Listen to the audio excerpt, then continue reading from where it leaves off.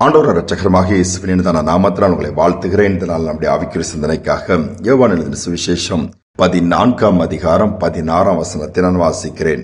நான் பிதாவை வேண்டிக் கொள்வேன், அப்பொழுது என்றென்றைக்கும் உங்களுடனே கூட இருக்கும்படிக்கு சத்திய ஆவியாகிய வேறொரு தேற்றவாளனை அவர் உங்களுக்கு தந்தருளுவார். இயேசு சிலுவையின் பாடுகளை சந்திப்பதற்கு முன்பாக சீஷரோடு பல காரியங்களை, அதாவது அடுத்து சம்பவிக்க போகிற காரியங்களை அழகாக விவரித்து சொல்லுகிறார். அதில் முக்கியமான ஒன்று, நான் பிதாவினிடத்தில் போகிறது உங்களுக்கு நலமாக இருக்கும். அதை யோவான் 16 அதிகாரத்தில் அப்படி சொல்ல போனால், வேறொரு தேற்றவாளன் உங்களுக்கு உடனே பிதாவானவர் அனுப்புவார், அவர் என்றென்றைக்கு உங்களோடு கூட இருப்பார், அதுதான் பரிசுத்த ஆவியானவர் என்று தெளிவாக விளக்கி சொல்லுகிறார். யோவான் 14 மற்றும் 16 அதிகாரத்தை வாசிப்போமானால், பரிசுத்த ஆவியானவர் என்பவர் யார், அவர் எதற்காக அனுப்பப்பட்டிருக்கிறார், அவர் என்ன செய்வார், எல்லாவற்றையும் அதில் தெளிவாக சொல்லப்பட்டிருக்கிறது. இந்த நாளிலும் கூட இயேசு சொன்னபடியே இயேசு மரித்து உயிர்த்தெழுந்து 50வது நாளிலே பரிசுத்த ஆவியானவர் மனுக்குலத்திற்கு கொடுக்கப்பட்டார். எதற்காக கொடுக்கப்பட்டார்? என்றென்றைக்கும் நம்மோடு கூட இருக்கும்படியாய், ஆவியான தெய்வமாய். நம்முடைய ஆண்டவர் எங்கும் நிறைந்தவர் என்று வேதம் சொல்லுகிறது. யெகோவா ஏலோகிம் என்று சொல்லுவார்கள். ஏன் எங்கும் அவரால் இருக்க முடியும், எங்கும் யாரிடமும் எப்பொழுதும் இருக்க முடியும்.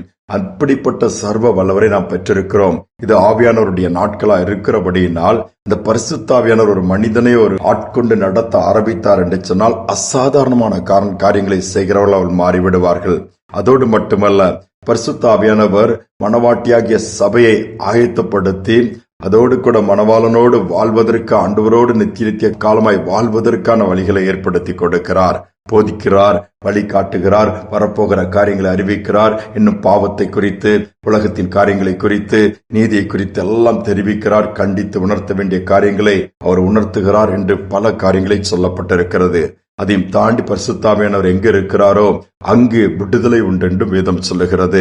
அதனால எப்பொழுதும் அவர் நாம் தனிமையாக இருக்க விடவே மாட்டார். காரணம், பரிசுத்த ஆவியானவரை நம்மோடு கூட இருக்கும்படி அனுப்பியிருக்கிறார். இதை அறிந்து கொள்ளாமல், இதை புரிந்து கொள்ளாமல், அந்த ஆவியானவரை தங்களுடைய வாழ்க்கையில் அனுமதிக்காமல் இருப்போம் என்று சொன்னால் தனிமை வாட்டத்தான் செய்யும், தத்தளிப்பு நம்மை அப்படியே மூழ்கடிக்கத்தான் செய்யும். அவைகள் எல்லாம் தாண்டி விசுவாசத்தோடு அந்த ஆவியானவர் நம்முடைய வாழ்க்கையிலே எங்களை நிரப்புங்கப்பா, எங்களை அனுதினமும் நடத்துங்கன்னு சொல்லி அவருடைய கரத்திலே கொடுப்போம் என்று சொன்னால், சகல சத்தியத்திற்கு அவர் நடத்துவார், நித்தியத்துக்கு நேராக நடத்துவார், சகலத்தையும் ஜெயிக்கிறவர்களாய் நாம் மாறிவிடுவோம். இதைதான் ஆண்டவர் விரும்புகிறார்.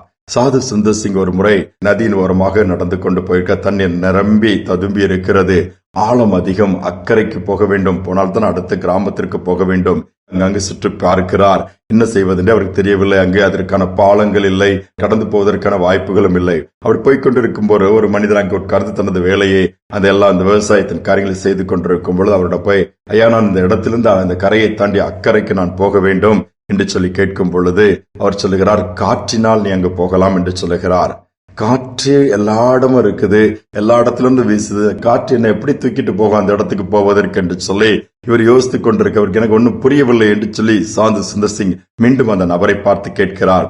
கொஞ்சம் பொறு என்று சொல்லி ஒரு பெரிய பிளாஸ்டிக் கோணிப்பை மாதிரி ஒன்றை எடுத்துக்கொண்டு அதை காற்றால் நிரப்புகிறார். நிரப்பி அதை கட்டிவிட்டார். ஒரு பலூன் மாதிரி பெருசா அது மாறிவிட்டது. நேராக தண்ணீர்களை தூக்கி போடுகிறார், மிதக்கிறது. இதை பிடித்துக் கொண்டு நீ அந்த பக்கம் போய்விடு, இது காற்று அழகாக கரையில் கொண்டு போய் சேர்த்து விடும் சொல்லும் போது அவ்விதமாகவே கடந்தாராம். பாருங்கள், எவ்வளவு அழகாக எல்லா இடமும் காற்று இருக்கிறது. அந்த காற்றை ஒரு பைக்குள் அப்படியே அடைத்து அதை போடும் பொழுது அது அழகாக அடுத்த இடத்திற்கு சாது சுந்தர் சிங்கை கொண்டு போய் விட்டு விடுகிறது. இவ்விதமாக தான் பரிசுத்த ஆவியானவர் எங்கும் நிறைந்திருக்கிறார். அவர் எப்பொழுது நம்முடைய இருதயத்துக்குள்ளே, நம்முடைய வாழ்க்கைக்குள்ள அனுமதிக்கிறோமோ, வரும்பொழுதுதான் மாற்றங்கள் ஏற்படும், வரும்பொழுதுதான் அதிசயங்கள் ஏற்படும், வரும்போதுதான் நாம் உன்னத பலனை பெற்றுக்கொள்ள முடியும். எங்கேயும் இருக்கிறார், ஏதோ அப்படி விட்டு விட்டோம் என்று சொன்னால் அது ஒன்றுமே மாற்றத்தை பார்க்க முடியாது. நம்முடைய வாழ்க்கைகளை நம்மை மாற்றி பலப்படுத்தி தேவனுடைய திட்டத்தை நிறைவேற்ற நமக்கு கிருபை கொடுத்து நடத்துவதற்கு பரிசுத்த ஆவியானவர் மிகவும் அவசியமான ஒன்று. இந்த ஆவியானுடைய நடத்தலுக்கு நம்மை முழுவதும் ஒப்புக் கொடுப்போம் என்று சொன்னால், இக்கரையிலிருந்து அக்கறைக்கு நாம் எளிதாக போய் ஆண்டவருடைய ராஜ்யத்தை சுதந்திரிக்க முடியும். சோர்ந்து போயிருக்கலாம், நம்பிக்கலந்து போயிருக்கலாம், எனக்கு யார் ஒன்று சொல்லி கூட யோசிக்கலாம். தேற்றரவாளன், எவ்வளவு அருமையான ஒரு பேர் பாருங்கள். தேற்றுவார், காயங்களை ஆற்றுவார், கண்ணீரை துடைப்பார், கடைசி வரை கூட இருந்து கரம் பிடித்து நடத்தி அக்கறைக்கு கொண்டு போய் விடுவார். இவ்வளவு அக்கறை நிறைந்த ஆண்டவர் நம்மோடு கூட இருக்கிறபடினால் கலங்காமல் ஒவ்வொரு நாள் காலையிலும் இந்த பரிசுத்த ஆவியானவருடைய வாழ்க்கையில எங்களை நடத்துங்க ஆண்டவரேன்னு சொல்லி ஒப்பு கொடுத்து பாருங்க. ஒவ்வொரு நாளும் அவரோடு கூட பேசிக்கொண்டே, ஆவியானவரே இந்த இடத்துல எனக்கு குழப்பமா இருக்குது, என்ன செய்யணும்னு தெரியல, இதுல எனக்கு போராட்டமா இருக்குது, எப்படி பண்ணணும்னு தெரியல, தப்ப வழி இல்லாம நான் தவித்துக் கொண்டிருக்கிறேன், உதவி செய்யுங்கன்னு கேட்டு பாருங்க. நிச்சயமாக ஆவியானவர் இந்த இடத்துல வந்து இறங்கி வந்து அற்புதங்களை செய்வார், அதிசயங்களை செய்வார், எல்லா தடைகளையும் மாற்றி கொடுப்பார். அதனால் அவருடைய கரத்துல கொடுத்து ஜெபிப்போம். எங்கள் அன்பின் தகப்பனே, இந்த புதிய நாளை நீர் கொடுத்திருக்கிறப்பா, எங்களுக்காக கல்வாரி சிலுவையில் மரித்து உயிர்த்ததோடு மட்டுமல்லாமல் எங்களுக்காக பிதாவிடம் வேண்டி எங்களோடு கூட என்றென்றைக்கும் இருக்கும்படி அவர் தேற்றரவாளனை அனுப்பி கொடுத்திருக்கிறீரே, நன்றி அப்பா. என் பிள்ளைகள் திக்கற்றவர்களாய் போய்விடக் கூடாதுன்னு சொல்லி அவ்வளவு கரிசனையோடு கூட இன்னும் பரிந்து பேசி ஆவியானவர் மூலமாய் எங்களை ஒவ்வொரு நாளும் விசாரித்து தொடர்ந்து தைரியம் கொடுத்து பலப்படுத்தி நடத்தி வருவதற்காய் ஸ்தோத்திரம். சோர்ந்து போன பிள்ளைகள் இன்னைக்கு தைரியம் கொடுங்க, பலவீனமான பிள்ளைகளுக்கு பலத்தை கொடுங்க, எல்லாவற்றிலும் நேர்வழியில நடத்துங்கப்பா, அற்புதங்களை செய்யுங்க. தாழ்த்தி ஒப்பு கொடுக்கிறோம், துதிக்க நம்மை மேலாமுக்கு செலுத்துகிறோம். இயேசுவின் நாமத்தில் வேண்டிக் கொள்கிற நல்ல பிதாவே, ஆமேன் ஆமேன். கர்த்தர் நம்மை தொடர்ந்து நடத்துவார். பரிசுத்த ஆவியானவருடைய நடத்தலுக்கு நம்முடைய வாழ்க்கையை ஒப்பு கொடுப்போம். நிச்சயமாகவே நாமும் ஒரு நாள் அக்கறையிலே போய் ஆண்டவருடைய சமூகத்துல நின்று ஆண்டவரோடு கூட வாழ்கிற பாக்கியத்தை பெற்றுக் கொள்வோம். இந்த சிந்தனையோடு இந்த நாளை தொடருவோம். மீண்டுமாய் நாளை தினம் சந்திப்போம்.